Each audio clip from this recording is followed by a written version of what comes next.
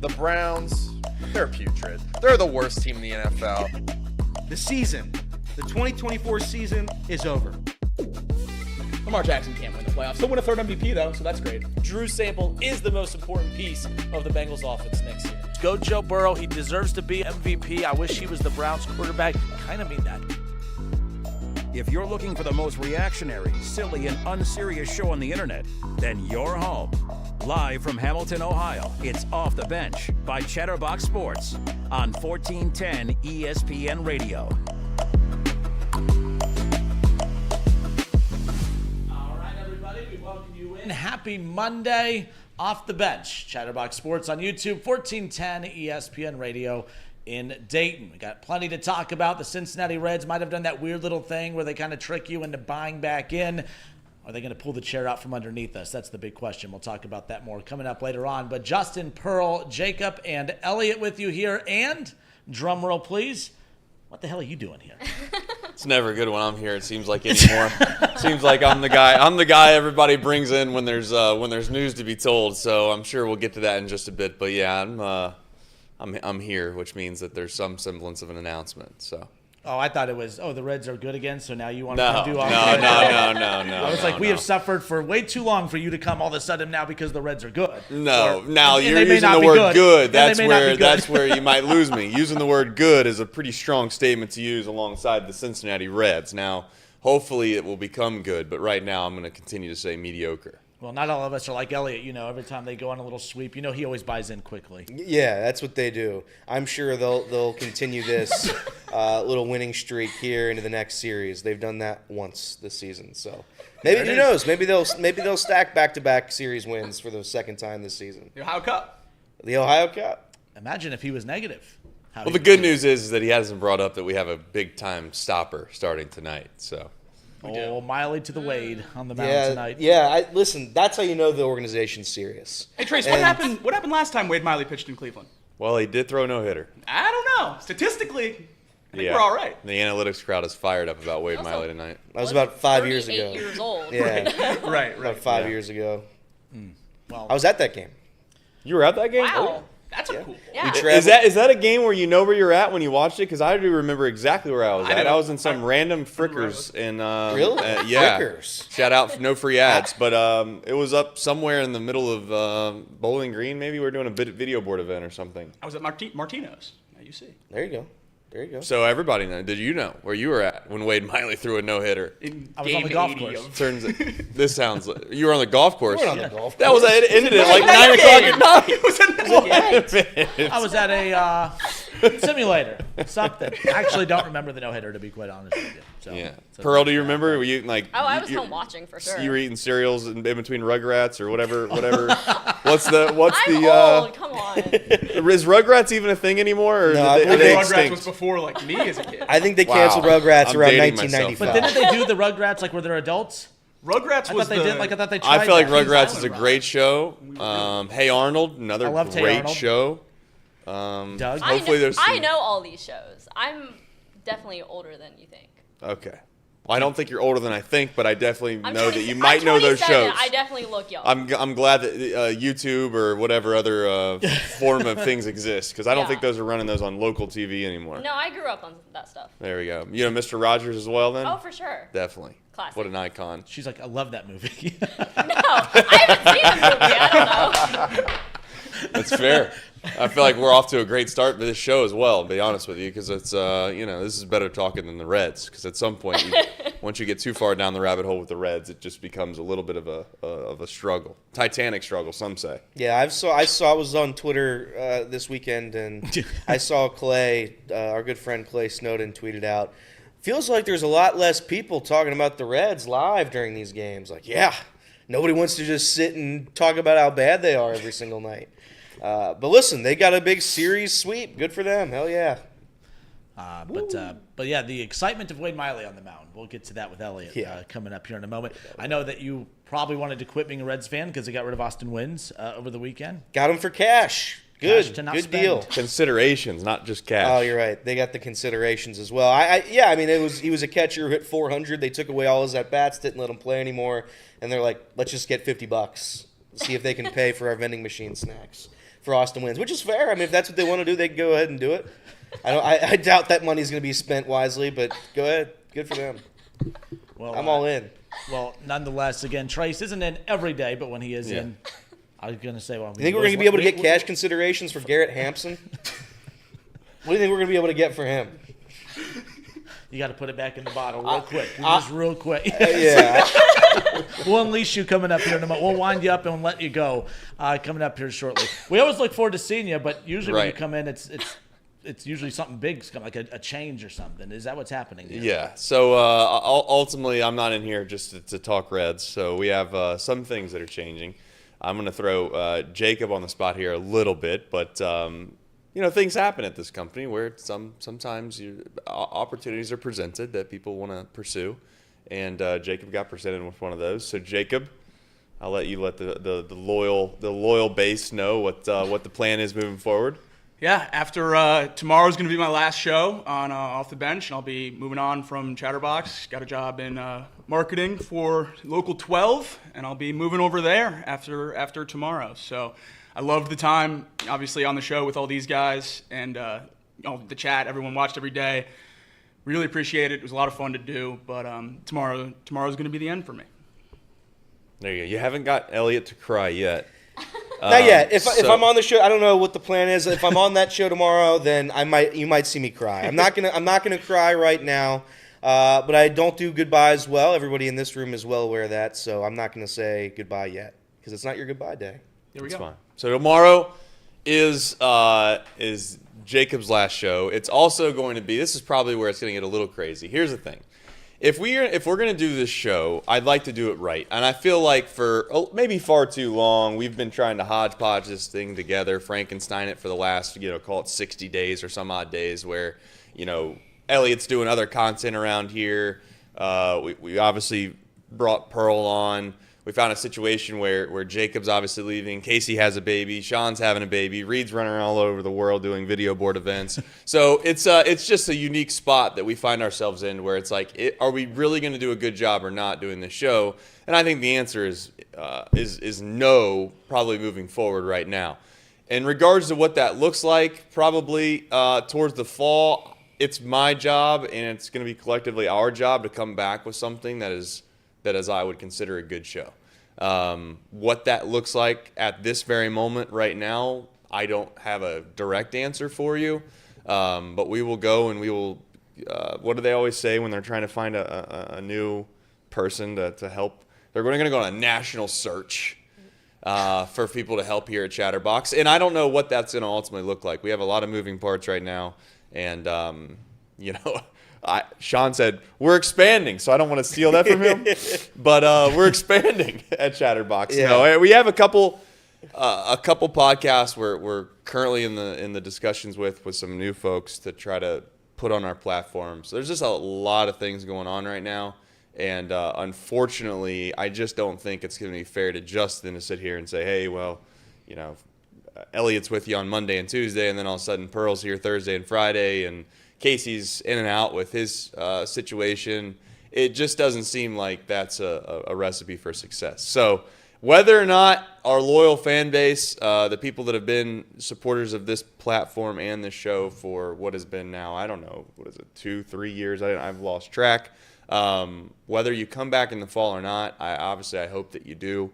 But we need to hit the reset button around here and try to figure out exactly what we want this show to be. And if we're going to do it, let's do it right. I'd like, in a perfect world, to come back where myself, Elliot, Justin, Casey, Reed are here regularly, and we have what I would call the core, which is a funny little perhaps joke I can make about the Reds. But if the core could stay healthy at this company, Spencer Steer, ain't I? And if there's a way in which we could perhaps put it all together, we might actually be able to run a good show. But if we take 3 or 4 of us out of this consistently, it becomes increasingly difficult to do on a daily basis at a high level that we'd like it to be.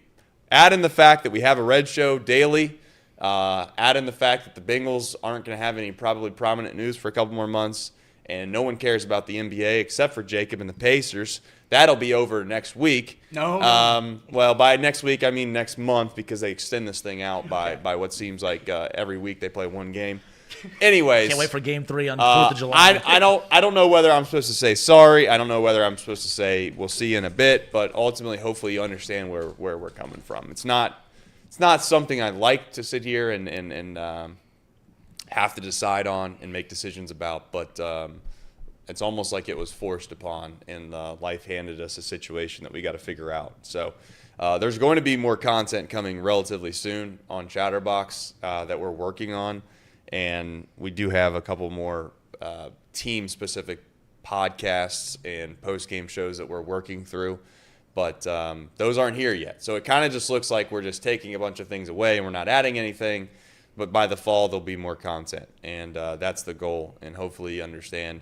If not, I completely understand as well. For many of you, this is regular kind of programming, and you Monday through Friday, you're here at 10 a.m., and the loyalty that this platform has gotten from you is something that I'm very grateful for. Whether we're capable of keeping that or not, I don't know. Whether we deserve it or not, I don't know.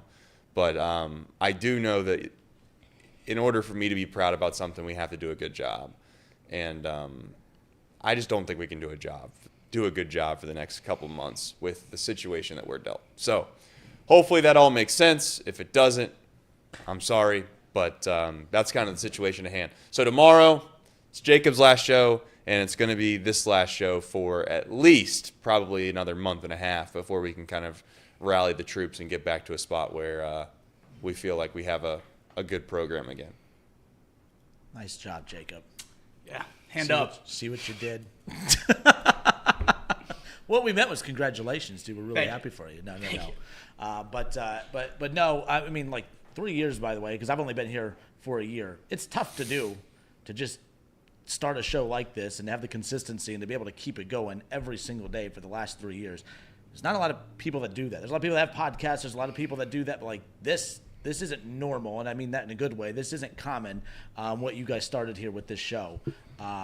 And you know, taking a pause, obviously, to reset and to bring it back and to reestablish it coming up here later on in the calendar year, obviously, is going to be the big goal and what we're working on. But 3 years, though, nonstop, no pauses in between, is pretty impressive as well. Yeah, it's tough. I mean, I'm not going to sit here and say that this show doesn't require a lot of resources, because it does. I mean, a daily show in and of itself is tough. But as I've said when we started Chatterbox, oddly enough, I go back to the idea that, you know, and I know we're on the radio now, but like we're not a cable television network. We're not the radio to where we are obligated to have something on the air no matter what. And I really think what that's done to some cable television and perhaps even some radio networks is that you start to just push things through the air that aren't very good because you have to have something.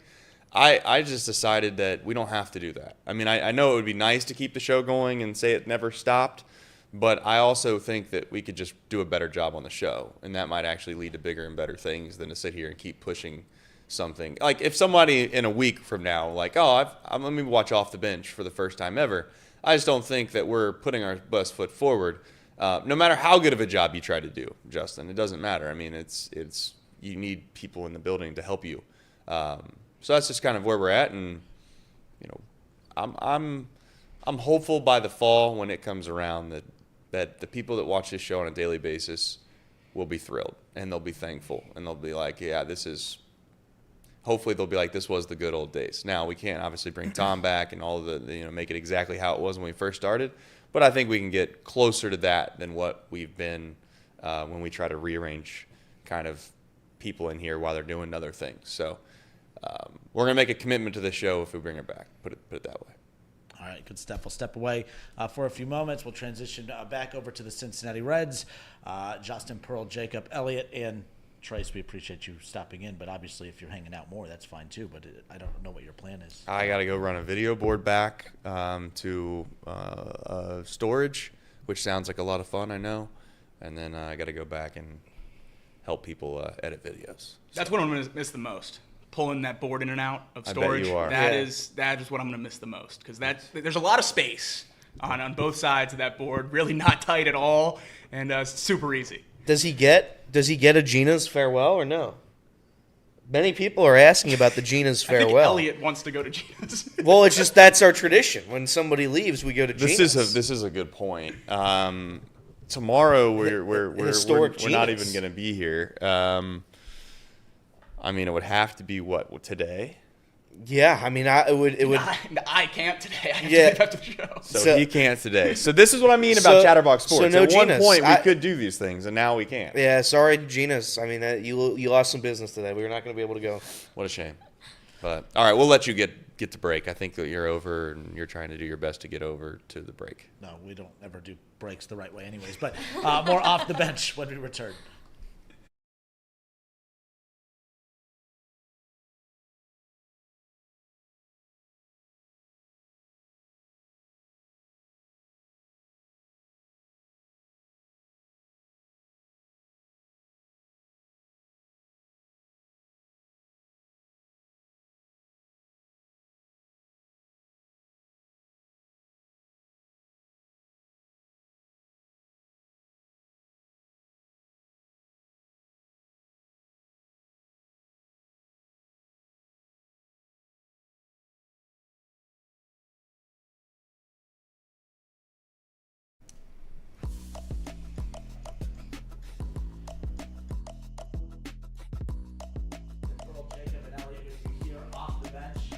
Trace just popped in, made an announcement, of course, if you're just joining and tuning in a little late tomorrow.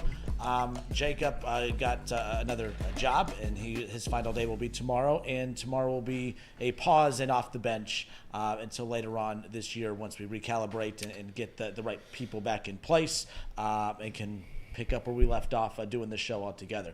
Once we got everything in order with, Casey and Jacob, Elliott, and me, and it was just a well-oiled machine at that point. We really started to see everything start to take off again. But obviously, with everyone kind of getting an expanded role like yourself, obviously we add Pearl, and Pearl, you come in at a very bumpy time, but it's nothing you've done, obviously. Obviously, Jacob, you were an intern. You started as an intern, and obviously, we've been doing this for a little bit now. So, but yeah, a little bit of a weird start to the show, but that announcement was made, and we're trying to, get through that today and tomorrow nonetheless. But I'm not going to be able to say goodbye to Jacob because I know once I start uttering those words, it's going to be waterworks in here. So I'm not going to do it. What's going to happen is probably tomorrow I'm going to have to leave a video message of some sort, and we'll do it that way.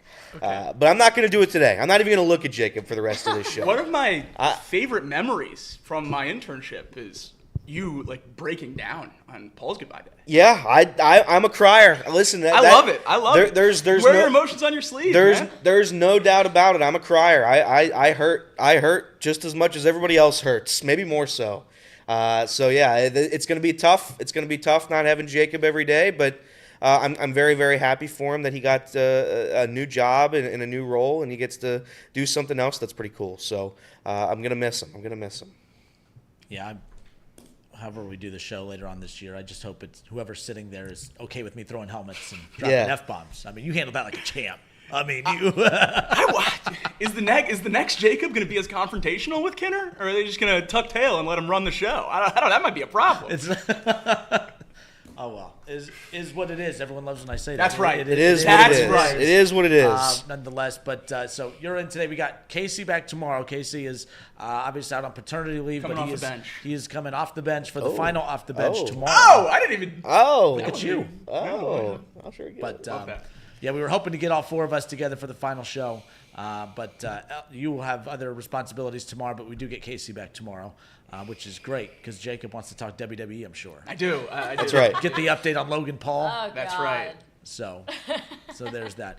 All right, what are we going to talk about? Cincinnati Reds. I mean, we were texting over the weekend, and I said, if the Reds do this, it's going to piss me off. They're going to take off. Now they're going to be good. Now the offense and the run production is going to match the production that they've been getting from their pitching staff as a whole with its rotation bullpen from the beginning of the season. That would be our luck. No more off the bench, and now there's going to be the fun Reds to talk about moving forward. And look, if that's the sacrifice we have to there make, you go. then maybe it's the sacrifice we have to make. Yeah. Maybe they go on a run now, and we're talking about a playoff team in a week when we all text each other because we don't have the show anymore. Yeah. Listen, I don't think it's going to happen. But if it were to happen, if the Reds were to go on some magical run immediately the second our show dies, I mean, certainly it would have been the curse of off the bench. We would have to call it that. Yeah, we've been fighting the good fight. Again, me and you specifically, Reed as well in the chat when he's not on the show. The good fight against the Kinner curse. We put on, for you in the chat. We love working with you. We fight against Mouse Cop and Everett, putting on the Kinner curse in the chat. If off the bench ends tomorrow and the Reds end up like a 90-win playoff team, the evidence is just going to be too big in favor of the Kinner curse. Yeah, it's way too big. And I'm fine with that. You would say it would be the equivalent of the Jobu. Of the what? The Jobu, like Major League. Oh. We were the Jobu. That's right. But look, and how ironic would that be if the Reds go on to make the playoffs and your Cincinnati are? Do I still have to say are? Nah. Does the bit continue? Can we end Wait, the bit? it was a bit? What? It was a bit? No, it was. I've only been a Bengals fan for a bit. That's what I meant. Oh. Yeah, because but what? So I don't think you gotta say R anymore. Okay, but your Cincinnati Bengals, what if they go on to win the Super Bowl? Now, I've said for years that I would be willing to sacrifice a non-dominant limb for a Bengals Super Bowl. So my job is, that's well down the list of things I'd be willing to sacrifice for a Bengals Super Bowl.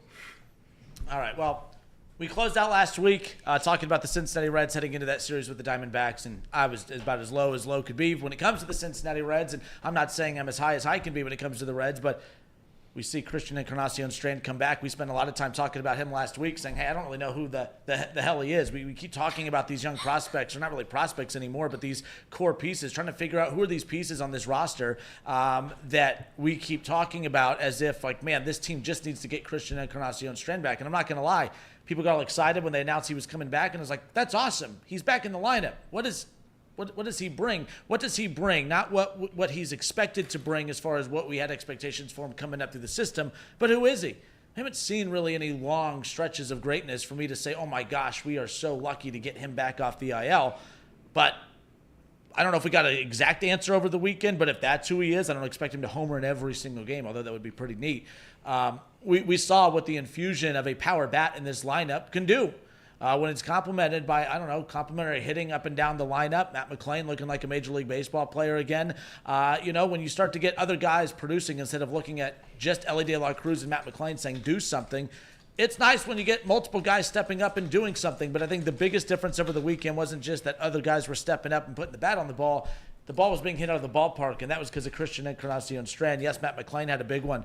But Christian Encarnacion-Strand, was that just a little blip fun run over the weekend, or is that who he can be? Is he starting to come into his own a little bit? How exciting was that? Not just seeing the Reds get the sweep over the weekend, but to see Christian Encarnacion-Strand hopefully kind of coming into his own a little bit. With that being such an outlier from what we've seen from him in a Reds uniform so far, it's kind of remarkable to look at the stats overall and see that it's not as much from his minor league stats. And I know that's not a game we usually like to, play here. It's a big jump, obviously, from Louisville to Cincinnati, but this is what he did in the minor leagues. He was a 1,100 OPS guy that was hitting home runs at a rate that we hadn't really seen before. I tweeted it as soon as he hit that second home run. This is the CES we were promised. Yeah. And we just haven't seen him yet. I don't know how sustainable it'll be, but how much does it change this team if it is? Yeah, I mean, it's drastic. I mean, from what this offense is and what it could be with a healthy Noelvi and a healthy CES and a healthy Will Benson and a healthy all these guys, if they're all healthy, then yeah, I mean, I think it looks more like the roster that Nick Krall probably envisioned it could be. I'm just hesitant to start believing in this type of stuff, and I'm sure CES is going to have a wonderful career. I just, as of right now, for his time during the Reds, I need to see it for a prolonged period of time. Right. And if he does it the rest of the way, all right, we'll be back in. If he's going to miss another month or if he's going to go in a massive slump and he doesn't look like this version of CES, then we got to start worrying again. So it's hard for me to get back in. When Will Benson got called up this year, I think we all agreed in this room, said it was the right decision because the other options that you were using weren't very good, all due respect. Will Benson, since coming up and providing that momentary spark, hasn't been very good. He's been hitting 143, a 217 OBP over his last 7. He's been hitting 133 with a 196 OBP in his last 15. He hasn't been there, right? He came up, he provided a momentary spark, and then immediately disappeared. I'm hoping that this isn't going to be the case with CES, and this isn't all to say that those two aren't the best options for right now. They absolutely are. If Even you can just the opportunity to Correct. hit the ball out of the ballpark. If you hit 0-0-0 and you have the chance to hit a home run, you're giving me more than what Garrett Hampson's giving me. I love how often you say Garrett Hampson's name on the show. Well, I like to make it clear that the Reds have Garrett Hampson on the roster. They do. I'd like to make that very, very abundantly clear to the audience. But yeah, I'm hoping this isn't a temporary thing. I'm hoping this is going to last a long time. Would you like to guess Garrett Hampson's OPS plus this year, just since he is on the Reds roster? Again, 100 is league average. 100's league average. I'm going to say 65. 52. Yikes. But it's just, get excited. If you're excited to be a Reds fan, be excited about this series. I'm begging for them to carry some momentum.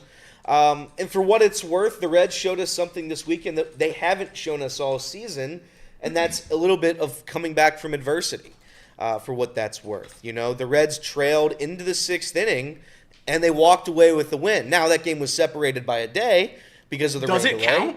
I don't know if it counts, but they did it. They were trailing the 6th inning to the Diamondbacks on Friday night. Game was postponed to Saturday afternoon. What do? They win it on a CES walk-off. First time this season trailing in the 6th inning, they're able to escape a win when trailing. What happens yesterday? The Reds were trailing again. They come back again. This is it appears to be a new version of the Red Legs, at least temporarily, that they're doing stuff where we haven't seen this all year long. I don't know how much it's going to continue. I'm not going to sit here and say I'm all the way back in on the Cincinnati Reds after a series sweep over a team that respectfully is not all that good. Correct. In fact, if you look at the schedule over the next several months, the Diamondbacks are probably going to be one of the worst teams the Reds play. Not to belittle everything that the Reds just did this weekend, because a sweep matters. A sweep is absolutely enormous to keep them hovering right around that 500 number. I don't know how many. I think they've got 6 or 7 series wins this year, and I think 4 of them are sweeps. Roughly, I think, if I read that right, I could be wrong. But that's a lot. I mean, that's why you're seeing them still fighting. It's because they're able to sweep some teams. So that was a hell of a sweep at home. They were able to fight. You were able to get CES back. Obviously, there was some other news that was not as pleasant regarding our good friend Hunter Green. But take the positives for what they are and be happy that they're able to escape that one with a sweep. Obviously, the focus when you asked about CES and our answers there was all offensive. But I think it is important that he played third base. That was next on. Okay. No, I'm glad. Okay, yeah. That is a huge piece to this Reds lineup if he can play third base, especially with the questions about Spencer Steer. And as those questions kind of start to come away, because he's been an elite defender at first base, Steer has. So you don't really want to move him off of there, but you need CES's power in the lineup, which he proved this weekend. So if he's able to play third, while we're waiting on Noelvin Marte, while we're waiting on Jeimer Candelaria, which, what's going on there? That can change this lineup more than maybe even his bat. Being consistent at that third base spot, giving us a little bit more flexibility in this lineup. You get McLain to play well, you get Ellie to play well in the middle, and you got an infield that is way more exciting than you thought it would be at the beginning of the year. So I don't know, but CES at third has me almost as excited as his hitting over the weekend. Yeah, you package that. Because that was next on. Like, we were going to focus on his power and what he did with the bat in his hand, but the stability that he brought to the Reds and playing third in 2 of the 3 games over the weekend. To have stability where Spencer Steer's at first base. You have, obviously, Christian Encarnacion-Strand at third. Matt McLain at second, Elliott short, Stevenson your primary catcher. To have that infield pretty locked in as far as knowing what the roles are. If we get to the point to where, obviously, Noelvin Marte's back and Candelario's hitting at a level that you feel good about bringing him back up. If we get to a point where you're wondering, well, what do you do with those guys? That's a good problem to have. But I think what we saw over the weekend was something that I think is really crucial, is the fact that, okay, now we're getting a little bit of stability. I think that's the other problem, too, is really hard to get stability from an offensive production standpoint when no one really knows what their exact role is as far as where they're at on the field. The pitching's been fantastic, but everyone knows their role when it comes to pitching, even though there was question marks. Nick Martinez, is he going to be how long will he be in the rotation before he's moved to the bullpen? Is he only in the rotation because of how much he's paid? The rotation's the rotation. That hasn't really been tinkered with at all outside of moving pieces around due to injury. Once Francona figured out the bullpen, everyone has their established roles. no one really has established roles on the roster right now when it comes to the defensive lineup, but at least defensively, what Christian Encarnacion-Strand brings to the table, being able to play at third base, I think does definitely provide that stability, something that this team has been missing all season as far as that goes. Yeah, no question about it. And I guess the question is just, can he sustain it? Yeah. He wasn't a very good defender at third base when he came up. That's why he switched to first almost exclusively. If I remember correctly, maybe I'm wrong here, but he played third base for like one series when he came up and then switched over there. So if he can play it, I don't know how long. I think I'm maybe less confident buying into that than the hitting at this point. Yeah. I wish I had more confidence in who this team is and what they can be and using this momentum going forward. I just don't have it. You know, I'm all out. I'm all out of hope and optimism for the season going forward. I know we came in to the studio today. It's like, oh, well, they bring us back a little bit and then they tear us back down. Bring us back up. We know who they are. I mean, we've seen enough baseball this season. We've seen enough baseball over the last several seasons to know pretty much who this team is. And will they be able to use that moving forward? I don't know. I think that there's several pieces away from being a legit contender. And until that happens, I'm not really going to buy and using all this as momentum. And can Matt McLain be better? Can CES be better? And can Gavin Lux and all these guys stay good and stay healthy and help carry the Reds to the promised land? I don't know. I truly don't know if I can believe it yet. Seeing is believing. They're going to need to go on a 15-5 run. They're going to need to go on a 27 and 20 run to start getting me to believe that they are who, the positive side of Reds Twitter thinks they are. So, who knows? I mean, I'm all out of answers though, regards of can they use this as momentum and what are we going to look at going forward? One thing about the Reds, and Jake, you were talking about this earlier about their record, overall as a whole, 500 record, but when you want to talk about just how, the one thing about this team, can you say that they're good? No. But you can't say they're bad. Right. They're not bad. If they're bad, they're the Pirates. If they're bad, they're the Rockies. And I'm not doing this whole, oh, man, they could always be worse. I'm with you. I get why you don't want to be excited about saying, okay, I'm not going to get excited and say that they're good. But the one thing I think we've seen to this point is you can't say they're bad because they have a lot of deficiencies. And those deficiencies, if they were as heavy as what a lot of us think that they are, that would have weighted this team down a long time ago. And there really wouldn't be any series where we feel confident about this team. But they're about as 500 could be. Their record as a whole, to who they are at home, who they are on the road. Jake, you were taking a look at that earlier. You were just bringing up how eerie it is. They are literally right down the middle pretty much in every team statistical category out there. Yeah, it's pretty remarkable how 500 this team is over the last 2 or 3 years. It's home, away, it's AL, it's NL, it's day games, it's night games, it's overall, it's everything. Yeah. And that's truly remarkable. And Elliot, said it yesterday or last week, and I think he was right. This was the goal, right? This was the goal. And I guess in Nick Kral's mind, if you stay 500 for 3 years, 4 years, and you get hot at one time, if you're 500 and go on a 12-game win streak, you're in the playoffs. So I guess that's the plan, is you bank on a hot month every season, and you're a 500 baseball team, and you can sneak into the playoffs once or twice every 5 years. Doesn't seem like a very fun nor sustainable plan to me. Yeah.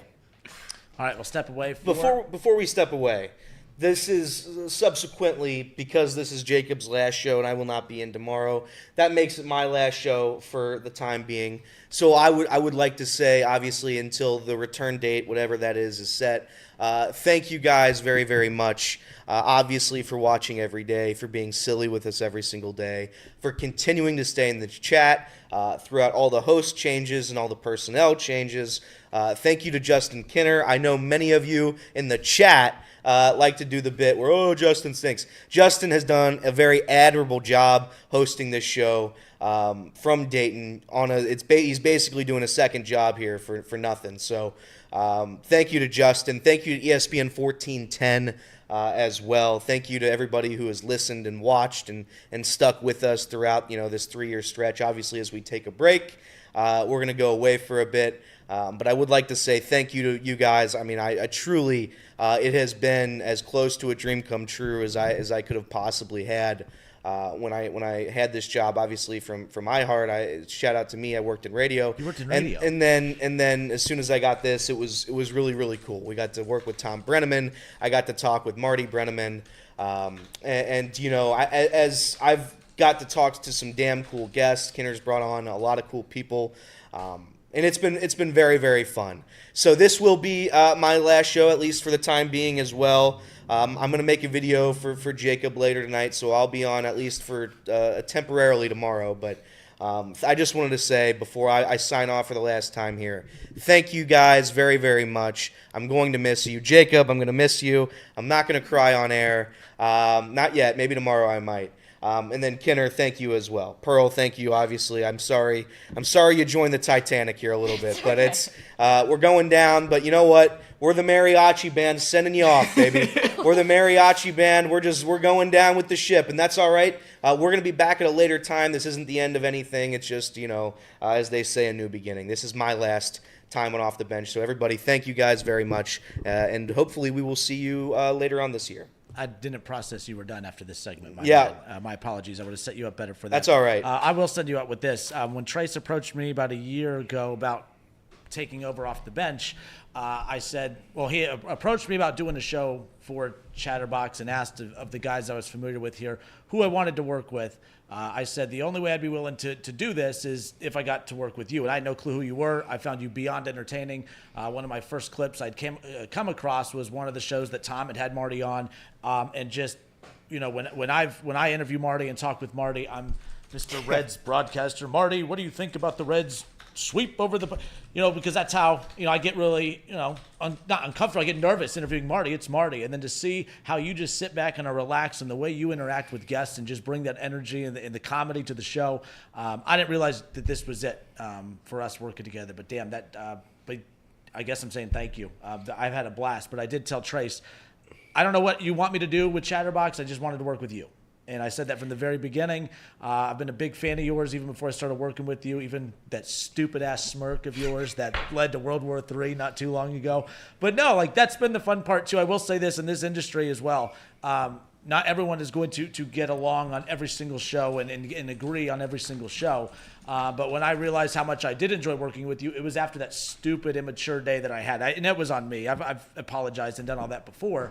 But I knew we were good on this show together when after that we were able to come back and and I felt like the show got better after that. I don't know how. It should have got worse. I felt like the show got better after that. I think we all trusted one another after that and felt like there was an understanding there. I just want to say, man, you literally are a blast to work with, and I just enjoyed working with you. Did not realize we were doing this right now. So well, we have to do it now. Vomit. Sorry, we have to do it now. And Kinner, it was awesome. It was awesome getting to know you, getting to work with you. That's the thing about this show that makes it cool. We're all ourselves in here. Yeah. We're not stealing bits. Shout out to Part of My Take, but we're not stealing bits. We're ourselves. Well, you do. I think we. You I've never steal takes. I've never stolen a take. It's the rumor on the street. That's certainly the rumor on the street. Never stolen a bit, but nonetheless, thank you guys very, very much for all the people that come up to Jacob, myself, and Kinner. Whether you're working in the drive-thru, whether I see you at the casino, whether you're downtown at a Reds game and you come up to us and say you love it and you watch it, we thank you very, very much, and I want you to know how much that means to us. Whenever that happens, we text each other and we get very, very excited. So, though I won't be on this show for a while, and Jacob won't be on it for a while, and Kinner won't be on it for a while, we want to say thank you to everybody. And I think that's it. Jacob's final show is tomorrow. We still got a show to do today. I got to bounce. But everybody, you don't. Love you all. You don't, because here's the thing. We're not just telling Elliot goodbye. Jacob, do you realize who we're also saying goodbye to? I would like to say how much I also enjoyed working with Ray Romano. Can you do it? I don't know if I got it in me. I don't know if I got it. I gotta go to break, man. Hey, it's Ray. And that's it for Off the Bench forever. There's one more guy we got to say goodbye to, and it's a guy that we've become very close with over the years. Mr. Madison. James Madison. Hey, everybody. It's President James Madison. Woo! Elliot, you the man. More Off the Bench when we come back.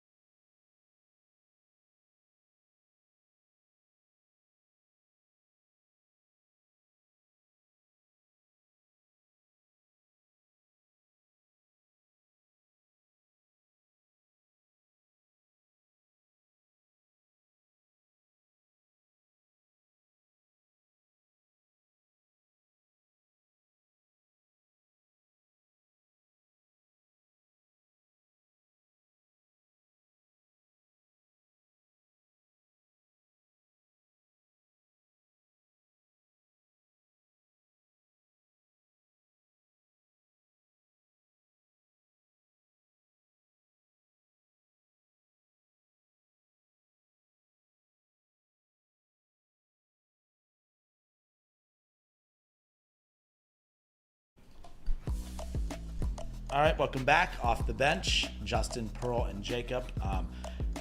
We didn't really know what to expect today, and we do have another one tomorrow. I am excited. The goal was to get Casey back with Elliott, and through no one's fault. No one's fault. It's just schedules, and it's basically what's led to this. Like, we've tried everything we can to make this work, to get everyone's schedule on sync, to keep this going. That's tough to do. Like, I've had co-hosts in the past.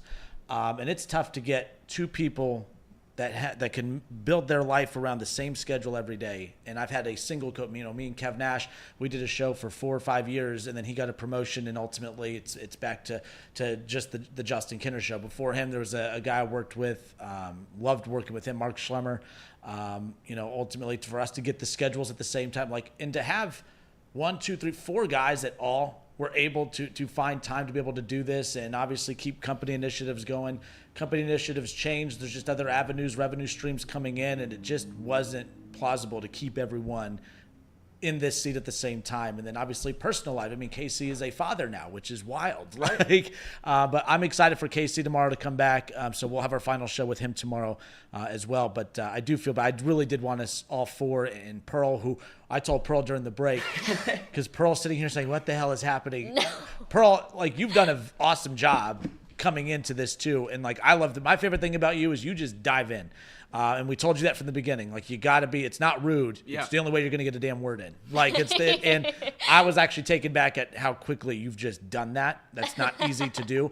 Even though I work in this industry, I'm a very antisocial person. I'm very uncomfortable talking to people, and I couldn't sit there as an intern with an established show that had all the established shows and be able to just chime in the way you have. So thank you for being patient too, because you've got thrown a curveball in the change to all this as well. So there you go. But.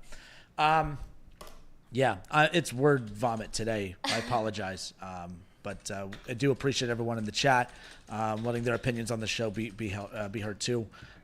Today's different, and tomorrow will be. I think tomorrow will be more upbeat. I think just the announcement. I think today, guys, there's been many times where we thought the plug was going to be pulled a couple times, but to Trace's credit and Chatterbox's credit, we extended every resource possible to keep this show going, just because of basically the viewers. It's also not normal, too, to have as many viewers as we have over the years that literally stop what they're doing every morning at 10 to hang out with us for 2 hours from beginning to end, too. I think that's pretty special as well. So that's because of them.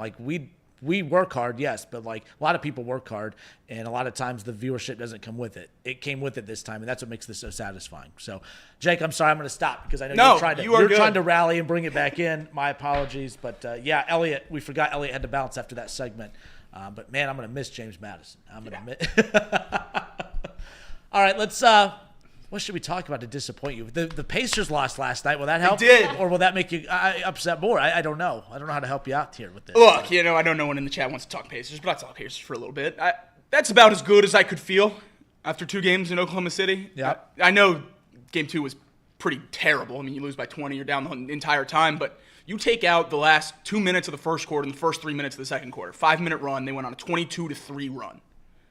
Every other point in the game, the Pacers were within 1 point or leading in terms of quarters, final scores, and things along those lines. So Tyrese Halliburton played terrible, scored 17 points, 12 of those came in the last 5 minutes. It was a 5-point game for your Supermax player. That's a tough pill to swallow in the NBA Finals, especially after hitting the buzzer beater in Game 1.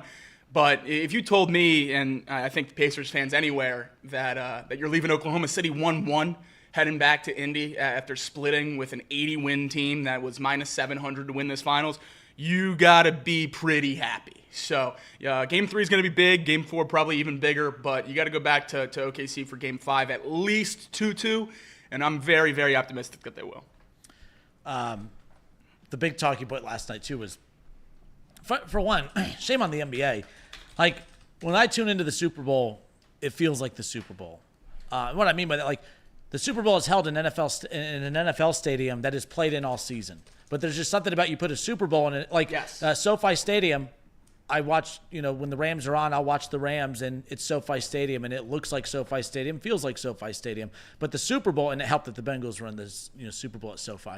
But you put the Super Bowl there, and it that stadium looks like it's the biggest stage in the world, even though that's a stage that we watch a team play in all season. Teams play in all season. The NFL could take an NFL stadium that is used weekly, and all of a sudden it just feels like a bigger stage than what it was for weeks 1 through 17 in a couple home playoff games. Doesn't make any sense, but they do a great job with it. Major League Baseball, same thing. I think the crowd atmosphere has a lot to do with it, but the field looks different.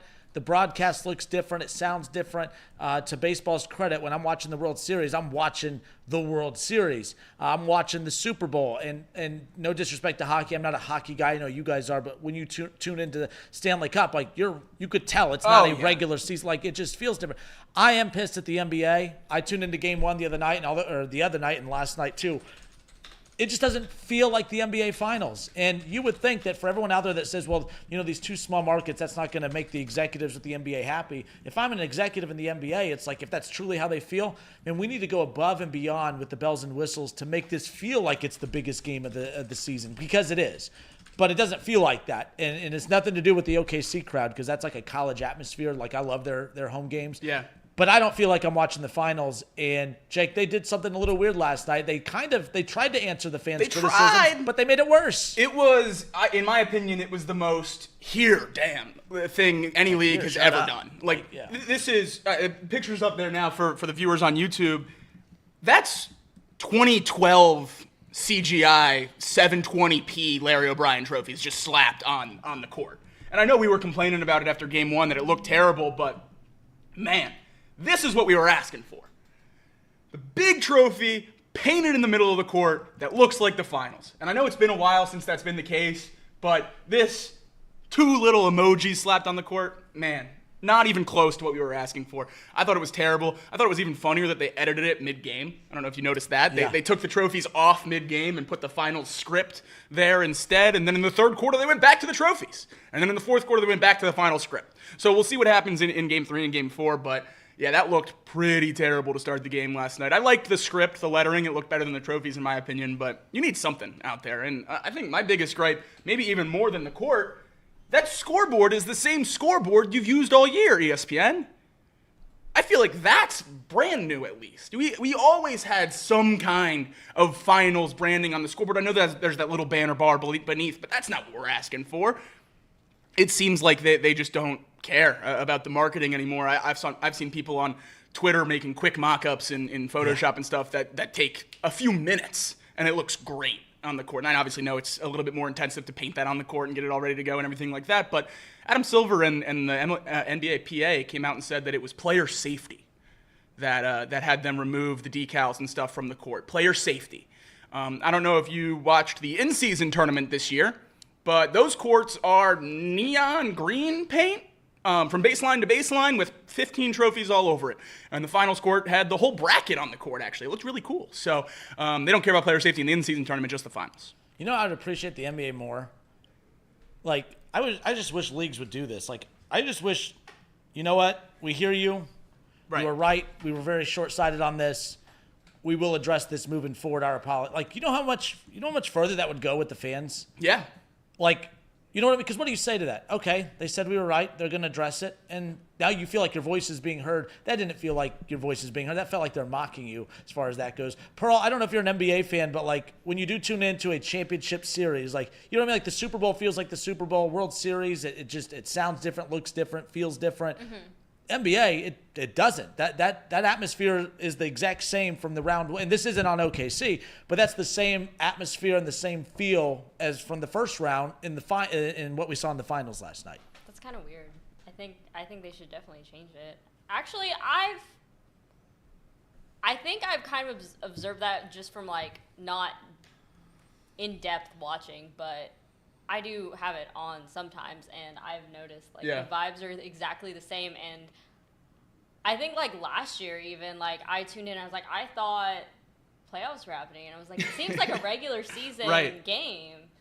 So, yeah, I do understand what you're saying. And that's kind of weird. You would want to, like, up the ante a little bit, make the vibes good. I also think for looking back purposes, it's important. Yeah. After Tyrese Halliburton hit that buzzer beater in Game 1, Pacers fans were making fun of the NBA for the lack of branding and everything. They put it, he's 13 of 15 on shots in the final 5 seconds of fourth quarter overtime to tie or take the lead this year, and they put all 13 of his makes in a compilation of all his buzzer beaters of the year, and they moved the finals one around. They put it like in February, and then they put it at the end of the season, and you can't tell. You cannot tell which court and which game he is playing in the NBA Finals versus when he's playing Minnesota in February. Yep. It's insane that we're not going to have something that you can hold on to in those clips, in these games, that you can say that's the NBA Finals. Now, I know you can say, well, it's the Pacers and the Thunder. You're going to know that's the Finals. It's cool to have other stuff on the court. Did you like I loved it when they did it, and they said it was too big and gaudy.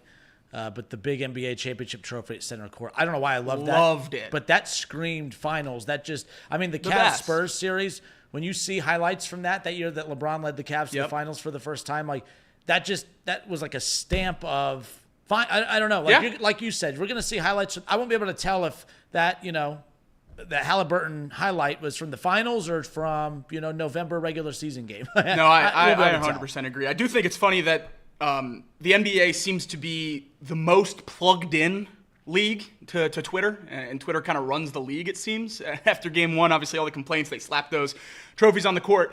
Something else happened last night that kind of got under my skin, but it seems like other people were having fun with it. Mike Breen, the play-by-play announcer for ESPN calling the finals, he gave Tyrese Halliburton a bang in the first quarter. Tyrese Halliburton hit a three in the first quarter very, very early in the game, and Mike Breen did his signature bang, said he owed Tyrese Halliburton one after not giving him that at the buzzer beater in game one.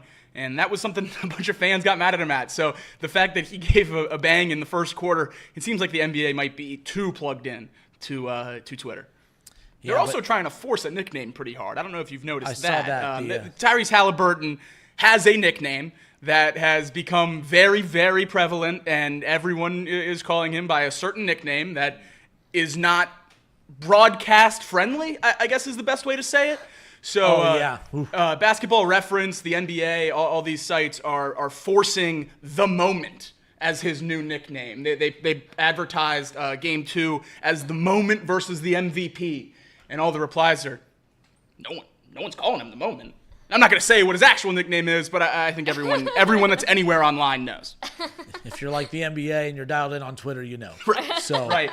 Do we get a Doris Burke saying it at some point this series? On accident? Yeah. Then she could just, I didn't know what it meant. That'd be awesome. What did she do? What was the one she did last round? What was the one? Oh, it was she made fun of him for. It was Gobert and someone else, and she made a World War II reference about France and Germany. Okay, there was that one, but there was something else too. She thought it was a compliment, but it was actually making fun of the player. Okay. And I can't remember what it is now. Great stuff here, but it's remarkable. Now, obviously, Eastern Conference was TNT throughout the playoffs, and then now ESPN in the finals. It's remarkable how much better TNT's presentation of the game is. That booth is in my opinion, much better. I'm not the biggest Doris Burke hater in the world. I know a lot of people are. I'm more anti-Richard Jefferson than anyone on that panel. I liked him for a while. These last two games have been rough.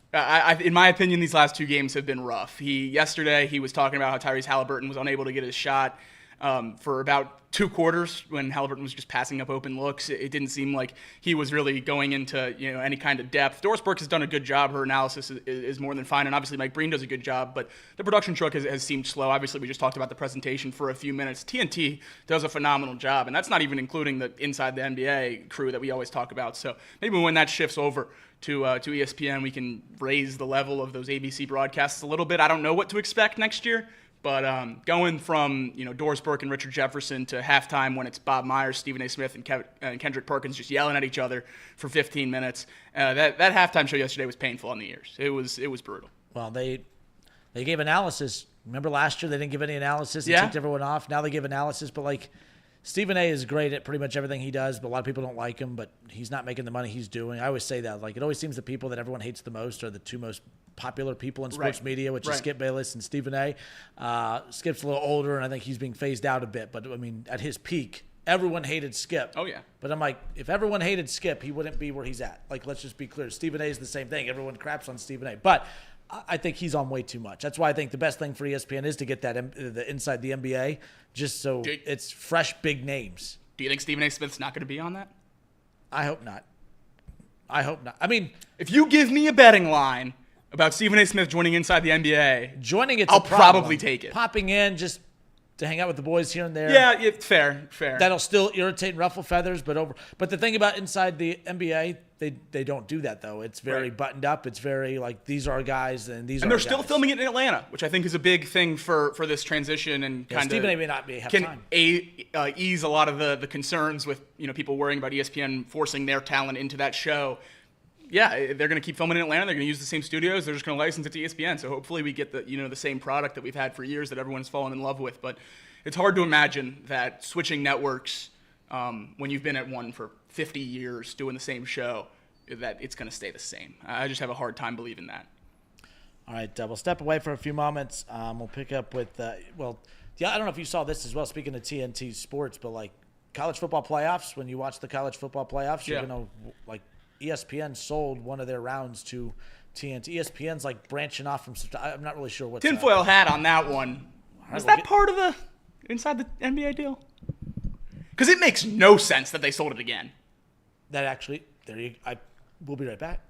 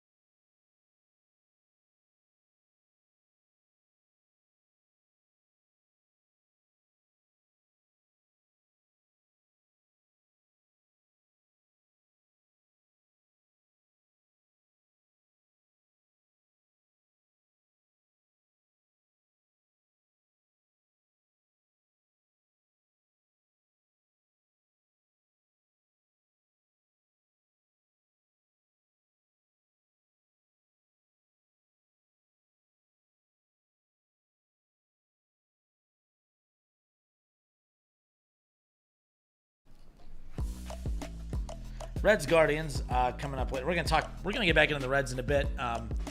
They promoted Chase Burns, Reds #1 prospect and one of the best pitching prospects in all of baseball. Although it's a positive, could it be a negative as well because of what it signals? And we'll get to that here shortly. ESPN, we're talking about the NBA just kind of being very strange as far as like they give people hate that play-in tournament. Yes. And what I meant earlier about trying to overcompensate, like if you truly think that these two small markets aren't carrying the load for the interest in the because by the way, Game 1 was one of the least watched NBA Finals games of all time. Doesn't mean it was a bad game. Excluding 2020 and 2021. Thought that was an interesting stat. Yeah, moving the COVID stuff around. But so you would think that with that being the case, with ratings being bad or expectedly bad because of the two small markets, that you would do everything you can to overcompensate to make it feel like it is a ginormous series. Hell, the college football playoffs, you've had TCU in a national championship game, and to be honest, I felt like TCU looked big time. They were getting their ass kicked, but they, you know what I mean? Like it didn't feel lesser than because TCU's there because the college football playoff lifted it up. The NBA Finals they're not doing their job at trying to lift up the two small market teams to make it feel like they're playing on the biggest stage as far as that goes. So we got to talking about that and some of the stuff that they could have done to fix it up, whether it's the big championship trophy at center court like they did in years past, or just the cursive NBA Finals logo on the court. But something else that involves TNT Sports that was interesting, and you said you put your tinfoil hat on. That was an interesting take right there. Out of nowhere, ESPN announced last week that they've sold one of the rounds of the college football playoffs that is theirs back to TNT. We're going to get to see a big playoff game on TNT that ESPN kind of parted ways with, but you said you think it has to do with the inside the NBA crew. Like you think that was kind of one of the stipulations off to the side that, hey, we'll give you our TNT crew, but you need to give us a playoff to equal the value. Yeah, obviously I don't know if that's the case or not, but this was a pretty major shock to college football fans and everything along those lines when it comes to expecting this for this upcoming season. After last year, they did the same thing we're talking about now. ESPN sold one of the rights that they had to TNT, basically licensed that game on that other network, and they lost a lot of money. Why would you give up a game that you have on your network to put it on another one for just a couple $1 million when you can have the views and everything coming to you? So I think it's certainly very, very weird and interesting to look at. Definitely was not expected, but I don't know. Maybe I'm just too much of a tinfoil hat guy, but I feel like maybe this had something to do with inside the NBA making the switch. Other college football, and I think Shaw in the chat asked you your thoughts on the the big news from over the weekend. We knew this was coming. It was just not a matter of if, but right. when. And I know you're getting that pulled up. So while you're getting that all situated, we all knew that there was a big court case that we're waiting to get the findings of, or the finalization of, and we knew it was trending in this direction where athletes are already getting paid through NIL, but now we can kind of skip the middleman of NIL and just have schools automatically be able to pay their athletes. Not that there is a cap of how much an athletics department can physically pay out to their athletes. This isn't just a football or basketball thing. If an athletics department has $20 million to spend and they want to use a chunk of that to pay softball players or volleyball or whatever, and most likely these will be distributed through all sports. But I do think that there are going to be some problems and roadblocks that pop up when it comes to, well, if we have this money to spend, we're not just going to spend it just to appease the feelings of people. We got to spend it to make money. But before we get to that was a big announcement over the weekend. Finally, athletes can be paid by the schools themselves. Although some people hate this, it might clean it up a bit and make the waters less murky. I think they will. I think they absolutely will clean up those things. All NIL deals will now be edited or audited by Deloitte. So they will all be made sure to meet market value for both the school and player, kind of get everything evened out across the board, try to figure out how to level the playing field between the rich schools and the poor schools. Something I did think was interesting coming out about this House settlement, they reported that roughly 75% of foundation NIL deals, that's the foundation at Ohio State, that's Alabama at Alabama, that's between the hedges at Georgia, these school foundations that are paying these players straight out of pocket, they said about 70% of those deals will no longer meet the criteria necessary for NIL funding. Conversely, 90% of NIL deals with local businesses meet that criteria. So I think a big thing that we're going to see is these foundations giving their NIL money to these players through local businesses. And how this is going to really affect college football, though the money might not be that much different because everyone's working with the same $20.5 million per year. Think about Columbus, Ohio versus Tuscaloosa, Alabama, Eugene, Oregon. How many more businesses are in that city? These schools in major cities are going to have a huge boost over schools in small towns, just because of the amount of companies that you have relationships with, that you can fund players through. I would assume most athletic departments will give businesses money to then pay their players. I think that's how this is going to go. And something else that's been interesting, reported by Ross Dellinger earlier this morning, Elevate, one of the main sports marketing companies, has announced the launch of a $500 million PE-backed college investment initiative. Per Elevate, 2 power conference athletic departments have already entered an agreement for private capital funding for their NIL payments to players. We'll see where this goes, but I don't think schools that want to win are going to have trouble getting the money. What does this do for collectives? Does it go back to your point where does that eliminate? I think that's the question. I think that is the main question right now with this settlement is what happens to these collectives, and more importantly, what happens to the deals that are in place? Are you removing these deals for freshmen that are just getting started on a 4-year deal? Are you having to renegotiate and get more ironclad contracts? I don't know what the answer is, and I assume we'll find out in the next few months. We almost have to. But I wouldn't put it past the NCAA to just keep pushing it down the road. So the people talk all the time about how this impacts like the bigger schools. I work closely with a lot of smaller schools, basketball-only schools, mid-major college basketball programs who that's the main revenue generator for their athletics department. The big conflict that a lot of these schools are running into, and it's not a single school, it's all mid-major schools that are running into this. You know, mid-major athletic departments were already in tough spots where they were getting just enough dollars, coming in to get by. And then all of a sudden these collectives pop up, and we only look at it through the prism of these Power 4, these big school programs, but it's a much different animal at the mid-major level because now you have a lot of your donors and a lot of your businesses that have already given your athletics department money, but now that those same businesses are having those same businesses are having the collective go to them and say, hey, you're giving your money to the athletics department, which some of that goes towards, the court, some of that goes to, upgrades around the arena, this, that, and the other. If you give the money to us, this is going to go directly to the players. So your money won't be used for new seats or new signage, but your money is going to help us get a better point guard or a better scoring guard or a better whatever. And right away, businesses are more interested in feeling like they are contributing towards putting a product on the field or on the court versus a bad product playing in a nice court, if that's how you really want to word it. So it's led to conflict where the same dollars are being donated, but it's being taken away from the athletics department, all with the same goal of bettering these teams.